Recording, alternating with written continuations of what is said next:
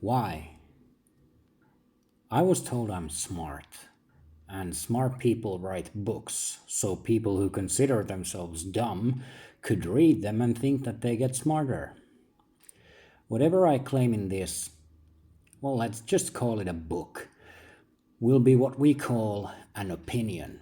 And everyone will base their own opinion on how they perceive the one who is sharing theirs. I do not claim to be smart.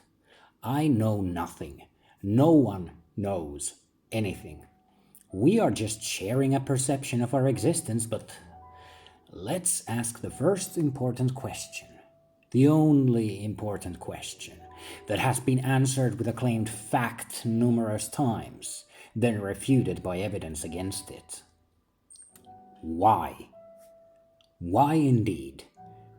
It makes you a better person, I was told. It makes you a better person to think like this. And of course I wanted to be a better person. Of course. Who wouldn't want to be considered a good person by the people they hold in high regard? Even a psychopath who considers themselves above everyone else does it ultimately because they think they are being good for themselves. Usually, the things that drive one to suicide is thinking you are doing no good for anyone, anything, and nothing, not even yourself. Or an overwhelming, uncontrollable perceived force like physical or emotional pain, sorrow, guilt, shame, negative feelings and emotions, perceptions. I have found that for me, being forced to do good has only forced me to do it in a bad way. To reach a supposedly positive income, I have done bad things. I have now surmised that my whole view on doing something good has been twisted beyond recognition, and I have no real concept of good or bad. It is only my twisted prediction based on previous experiences. So why? Why indeed? Because my earliest memory was that I have to do something, behave in some particular way, think in a certain way, and act in a certain way. My own way of thinking and acting has been described as weird, repulsive, wrong, and most importantly, bad. So I have done as I was told. I have done things that are bad because I thought my way of doing anything and even my way of thinking is bad. Why? Why indeed? Being told over and over again that my way of doing it would always result in a negative outcome. So because my only way of thinking is my own way of thinking, and it is always bad, I must do the things that are bad, even when I know that the outcome is bad. Negative reinforcement, which is my way of thinking. It was built upon this, has resulted in many supposedly innocent people suffering in some way, and throughout this entire time doing bad things, I have actually felt nothing. Not a pang of real guilt. No love. No happiness. No sadness. No hatred. No emotion. No feelings.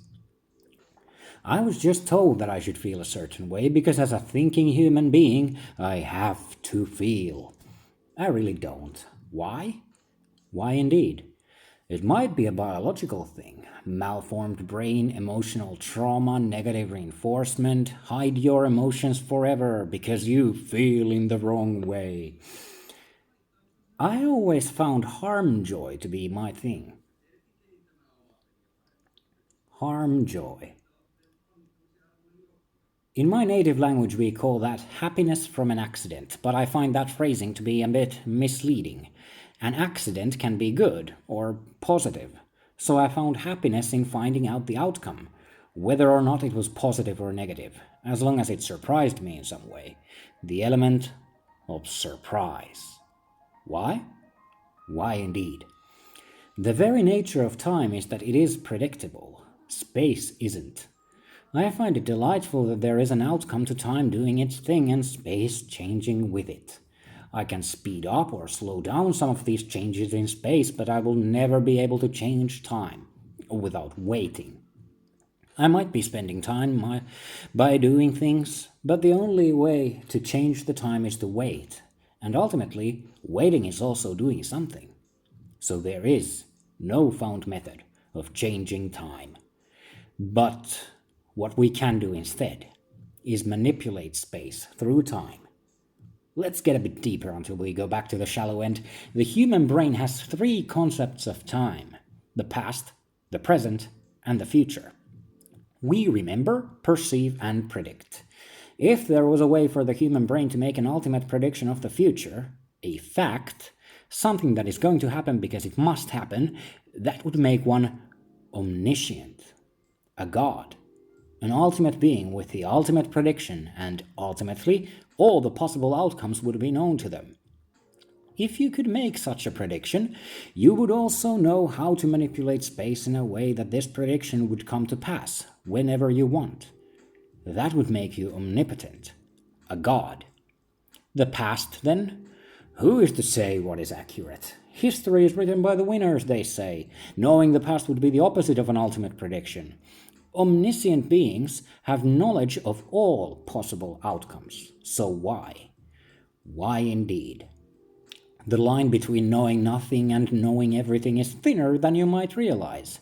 If you can keep observing a point and can always compare it to another point, you can make predictions of the outcome of this particular point based on the comparison. This is my view of quantum particles and entanglement. If one could constantly observe a particle and its behavior in relation to itself and other particles from all possible angles and dimensions, the predictions would still be sometimes wrong by the very unpredictable nature of the smallest known particles in space. When you stop observing, the outcome is unknown. Why? Why indeed? I make an outrageous claim here and want you to consider what I have just written while thinking about this claim. The universe is self-aware and has free will. Everything, from the very strings that have been hypothesized to hold time and space together, to the black holes that are supposedly sucking it all up into nothingness, all of it is omniscient and omnipotent. And everywhere where there is space and time, there is awareness. Now, who is to say space is infinite? In my humble opinion, it is and isn't infinite. It does end where it ends, but beyond that there is even more of the same. So as long as we are observing space, it exists, wherever we focus our observations on. This hasn't apparently always been so, because the Big Bang Theory dictates that there was a time without time, before space and time were relative, before nothing itself started expanding into itself. The universe is, in theory, a continuous explosion of some kind, which contains smaller explosions like stars and TNT. My outrageous claim that it is a series of self-aware explosions stems from the fact that it seems to have a purpose and also lack one. It is unpredictable in its predictability. Exceptions to the rule refute a claim. An explanation is the only thing we as humans want. We only want someone or something to explain to us one simple thing, and that is, has always been, and as far as we know will always be, why. Why indeed?